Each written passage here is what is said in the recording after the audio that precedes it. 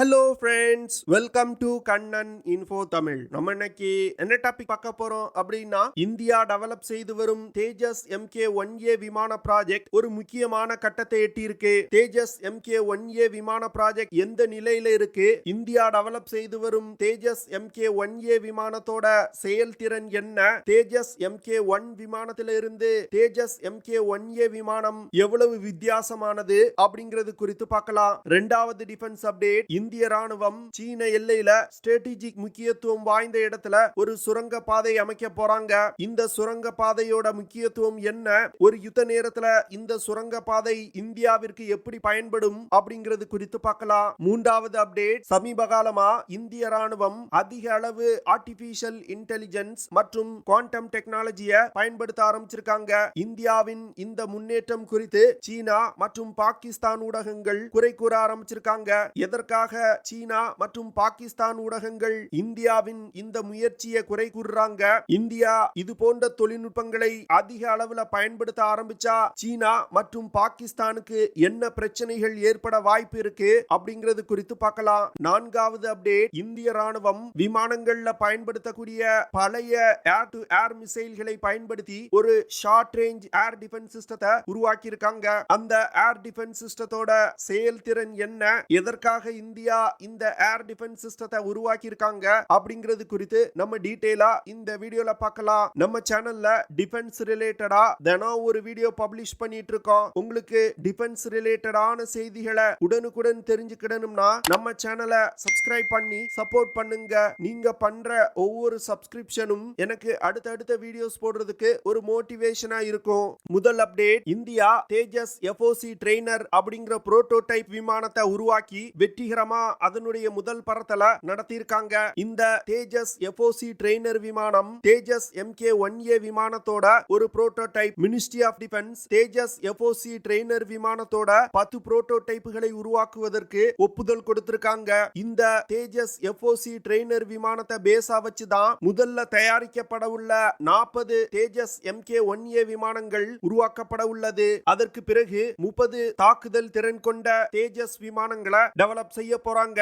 இந்திய விமானப்படை ஆர்டர் செஞ்சிருக்க 83 தேஜஸ் MK-1A விமானத்துல 40 விமானங்கள் தேஜஸ் FOC ட்ரெய்னர் புரோட்டோடைப் விமானத்தை பேஸா வச்சுதான் டெவலப் செய்யப்பட உள்ளது. 2024 வருடத்துல தேஜஸ் MK-1A விமானத்தோட முதல் 2 விமானங்களை HAL சப்ளை செய்வாங்க. அதற்கு பிறகு 2028 வருடத்துக்குள் 83 தேஜஸ் MK-1A விமானங்களையும் சப்ளை செய்து முடிப்பாங்க.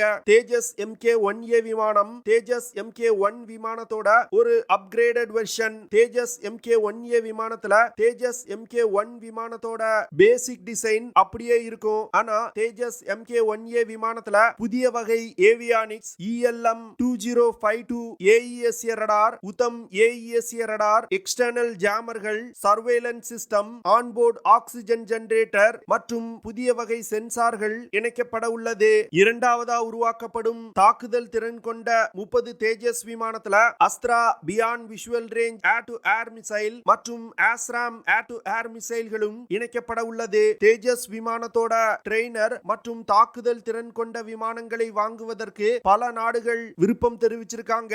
தேஜஸ் MK-1A விமானத்தினால 1980 கிலோமீட்டர் பெர் ஹார் வேகத்துல பயணிக்க முடியும். இந்த விமானத்தினால அதிகபட்சமா 1850 கிலோமீட்டர் தூரம் வரைக்கும் பறக்க முடியும். தேஜஸ் MK-1A விமானத்தினால laser guided bombs, cruise missile, air to air missile, air to ground missile மற்றும் அன்கைடட் பாம்ஸ் போன்ற பல்வேறு விதமான ஆயுதங்களை எடுத்து சென்று தாக்குதல் நடத்த முடியும். அடுத்த அப்டேட், இந்திய அரசாங்கம் சீன எல்லையை ஒட்டியுள்ள செங்குன்லா பாஸ் அப்படிங்கிற இடத்துல சுரங்கப்பாதை அமைப்பதற்கு ஒப்புதல் கொடுத்திருக்காங்க.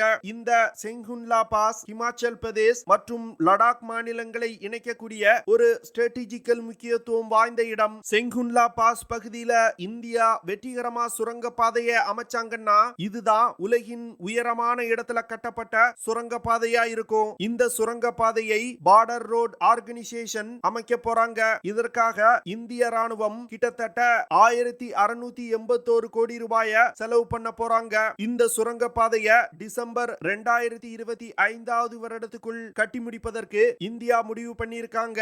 செங்குன்லா பாஸ் பகுதியில அமைய உள்ள சுரங்க பாதை 4 4.1 கிலோமீட்டர் நீளம் கொண்டதாயிருக்கும். தற்போதைய நிலையில் பனிக்காலங்கள்ல லடாக் பகுதியோட சில முக்கியமான இடங்களுக்கு படைகளை நகர்த்த முடியாது. ஆனா இந்த சுரங்கப்பாதை வெற்றிகரமா கட்டி முடிக்கப்பட்டால் வருஷத்துல அனைத்து மாதங்கள்லயும் லடாக் பகுதிக்கு இந்திய படையினரை அதிவேகமா நகர்த்த முடியும். இந்த சுரங்கப்பாதை கடல் மட்டத்திலிருந்து 16,500 அடி உயரத்துல கட்டப்பட உள்ளது. ஒரு யுத்த நேரத்துல இந்த சுரங்கப்பாதையை பயன்படுத்தி லடாக் பகுதிக்கு அதிவேகமா துருப்புகள் மற்றும் ஆயுதங்களை நகர்த்த முடியும். சமீபத்துல பாரத பிரதமர் திரு நரேந்திர மோடி அவர்களின் தலைமையில் நடந்த கேபினெட் கமிட்டி ஆன் செக்யூரிட்டி மீட்டிங்ல இந்த சுரங்கப்பாதை அமைப்பதற்கு ஒப்புதல் கொடுக்கப்பட்டிருக்கு. இந்த சுரங்கப்பாதையுடன் 298 கிலோமீட்டர் நேஷனல் ஹைவேயும் இணைக்கப்பட உள்ளது. இந்த நேஷனல் ஹைவே அமைக்கப்படுவதன் மூலம் வெஸ்டர்ன் லடாக் மற்றும் ஜான்ஸ்கர் வேலி பகுதிகள் மணிலா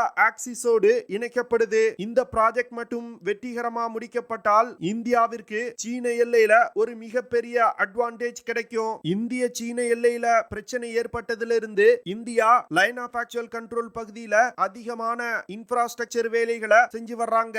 இந்தியா மற்றும் சீனாவுக்கு இடையே லைன் ஆஃப் ஆக்சுவல் கண்ட்ரோல் பகுதியில பிரச்சனை ஏற்பட்டதிலிருந்து இந்தியா மற்றும் சீனாவுக்கு இடையிலான 3488 கிலோமீட்டர் கொண்ட லைன் ஆஃப் ஆக்சுவல் கண்ட்ரோல் பகுதியில இந்தியா தன்னுடைய இன்ஃப்ராஸ்ட்ரக்சர் வேலைகளை அதிகப்படுத்தி இருக்காங்க. குறிப்பா சொல்லணும் அப்படின்னா விமான ஓடுதளங்கள் அமைப்பது, சாலைகள் அமைப்பது, பாலங்கள் கட்டுவது மற்றும் ஹெலிபேடுகளை உருவாக்குவது போன்ற பல வேலைகளை இந்தியா செஞ்சு வந்துகிட்டு இருக்காங்க.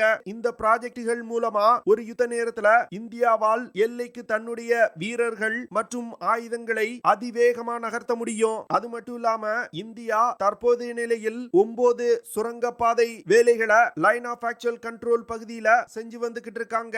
இதுல மிகவும் முக்கியமானது கடல் மட்டத்திலிருந்து 13,000 அடி உயரத்துல அருணாச்சல் பிரதேஷ் மாநிலம் தவாங் பகுதியில இந்தியா ஒரு சுரங்கப்பாதையை அமைச்சு வர்றாங்க.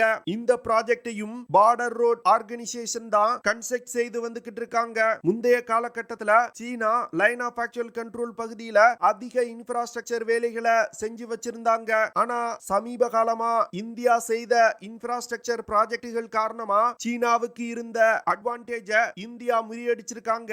அடுத்த அப்டேட், அமெரிக்காவின் national security adviser Jake Sullivan மற்றும் இந்தியாவின் நேஷனல் செக்யூரிட்டி அட்வைசர் திரு அஜித் தோவால் அவர்கள் வாஷிங்டன்ல சமீபத்துல சந்தித்து பேச்சுவார்த்தை நடத்தினாங்க. இந்த பேச்சுவார்த்தையில quantum technology, artificial intelligence, 5G technology மற்றும் செமிகண்டக்டர் தொழில்நுட்பம் போன்ற பல விஷயங்கள்ல இந்தியாவும் அமெரிக்காவும் இணைந்து பயணிப்பதற்கு முடிவு செய்யப்பட்டிருக்கு. அது மட்டும் இல்லாம இந்தியாவும் அமெரிக்காவும் இணைந்து ஆயுத தயாரிப்பிலையும் ஈடுபட போறாங்க. விண்வெளித்துறை மற்றும் டிஃபென்ஸ் எக்யூப்மெண்ட்ஸ் மேனுஃபேக்சரிங் துறையில இந்தியாவும் அமெரிக்காவும் இணைந்து பல தொழில்நுட்பங்களை டெவலப் செய்ய திட்டமிட்டிருக்காங்க. இந்தியா அமெரிக்காவுடன் இணைந்து வளர்ந்து வரும் தொழில்நுட்பங்களை உருவாக்குறதுனால சீனாவின் வளர்ச்சியை கட்டுப்படுத்த முடியும் அப்படின்னு அமெரிக்கா நினைக்கிறாங்க.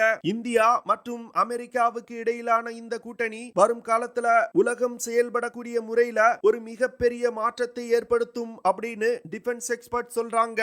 இந்தியா அமெரிக்காவுடன் இணைந்து வளர்ந்து வரும் தொழில்நுட்பங்களை டெவலப் செய்யறது மூலமா சீனாவை ஆசிய பகுதியில எதிர்த்து நிக்க முடியும். அதே வேளையில பாகிஸ்தானை பொறுத்தமட்டில் இந்தியாவை எதிர்ப்பதற்காக சீனாவுடன் அதிகம் நெருக்கம் காட்ட வேண்டிய சூழ்நிலை ஏற்படும். இந்தியா குவாண்டம் டெக்னாலஜியை உருவாக்குறதுக்கு பலவிதமான முயற்சிகளை செய்து வந்துகிட்டு இருக்காங்க. 2021ல இந்திய ராணுவம் மிலிட்டரி காலேஜ் ஆஃப் டெக்னிக்கல் இன்ஜினியரிங்ல குவாண்டம் லெபார்டரியை அமைச்சிருக்காங்க. இந்த குவாண்டம் லெபார்டரி மூலமா யாராலும் இடைமறிக்க முடியாத ஒரு கம்யூனிகேஷன் நெட்வொர்க் சிஸ்டத்தை இந்திய ராணுவம் டெவலப் செய்ய முயற்சி செய்து வந்துகிட்டு இருக்காங்க. இது போன்ற சிஸ்டங்கள் இன்னும் டெவலப்மெண்டல் ஸ்டேஜ்ல தான் இருந்தாலும் குவாண்டம் டெக்னாலஜி டெவலப் செய்யப்பட்டால் தற்போது கம்ப்யூட்டர்கள்ல பயன்படுத்தப்படும் என்கிரிப்டட் கோட்ஸ் அனைத்துமே பயனற்று போய்விடும். இதனால எந்த நாடு குவாண்டம் டெக்னாலஜியை முதல்ல டெவலப் செய்றாங்களோ அந்த நாட்டிற்கு ஒரு மிகப்பெரிய அட்வான்டேஜ் கிடைக்கும். அடுத்து இந்திய ராணுவம் டிஃபென்ஸ் ஆர்டிபிஷியல் இன்டெலிஜென்ஸ் கவுன்சில் அப்படிங்கிற ஒரு அமைப்பை உருவாக்கி இருக்காங்க.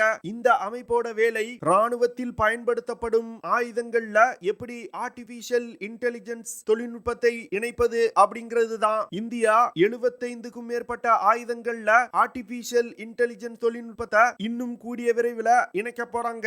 ஆர்டிபிஷியல் இன்டெலிஜென்ஸ் மற்றும் குவாண்டம் டெக்னாலஜிகள் இன்னும் இன்னும் டெவலப்மெண்டல் ஸ்டேஜ்ல தான் இருக்கிறதுனால வரும் காலத்துல இந்த தொழில்நுட்பங்கள் டெவலப் செய்யப்படும் பொழுது இந்த தொழில்நுட்பங்களோடு சேர்ந்து சில ஆபத்துகளும் வருவதற்கு வாய்ப்பு இருக்கு. ஆனா முதல்ல ஒரு தொழில்நுட்பம் வரும் பொழுது அனைவருமே அதை குறைதான் சொல்லுவாங்க. ஆனா போக போக அந்த தொழில்நுட்பத்தோட பலன் கிடைக்க ஆரம்பித்தவுடன் அனைவருமே பயன்படுத்த ஆரம்பிப்பாங்க.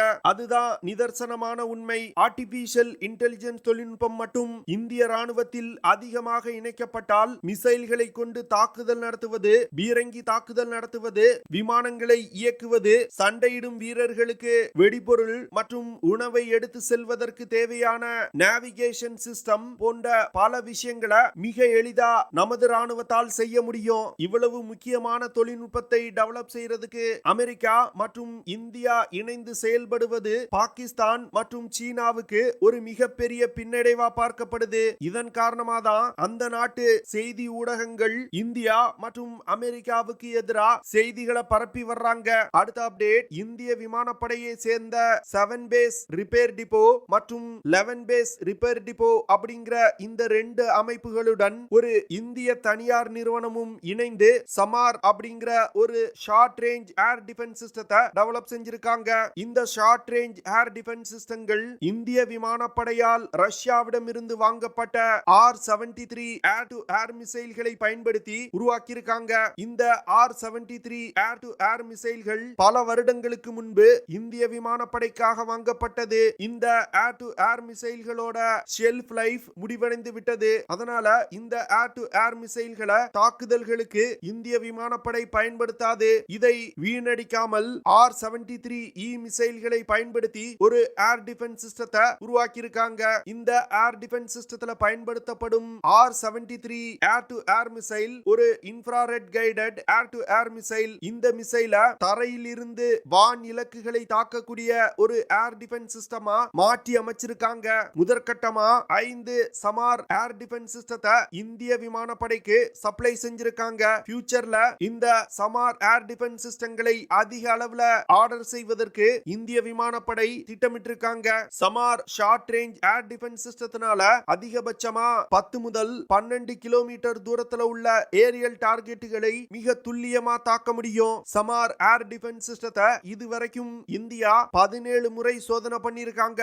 இந்த 17 முறையிலையும் இந்த ஏர் டிஃபென்ஸ் சிஸ்டம் மிக சிறப்பா செயல்பட்டிருக்கு. இதன் காரணமாக தான் இந்திய விமானப்படையில் இந்த சமார் ஏர் டிஃபென்ஸ் சிஸ்டங்கள் இணைக்கப்பட உள்ளது. ஓகே ஃப்ரெண்ட்ஸ், நம்ம வீடியோவோட நிறைவு பகுதிக்கு வந்துட்டோம். இதெல்லாம் தான் நான் உங்ககிட்ட ஷேர் பண்ணணும் அப்படின்னு நினைச்ச விஷயங்கள். ஐ ஹோப் நான் ஷேர் பண்ண விஷயங்கள் உங்களுக்கு பிடிச்சிருக்கும்னு நினைக்கிறேன். அப்படி பிடிச்சிருந்துச்சுன்னா ஷேர் பண்ணுங்க, லைக் பண்ணுங்க, கமெண்ட் பண்ணுங்க. மறக்காம நம்ம சேனலுக்கு சப்ஸ்கிரைப் பண்ணுங்க. அப்படியே அந்த பெல் நோட்டிபிகேஷனை கிளிக் பண்ணி ஆல்ங்கிற ஆப்ஷனை எனேபிள் பண்ணிக்கங்க. See you in the next video. Jai Hind.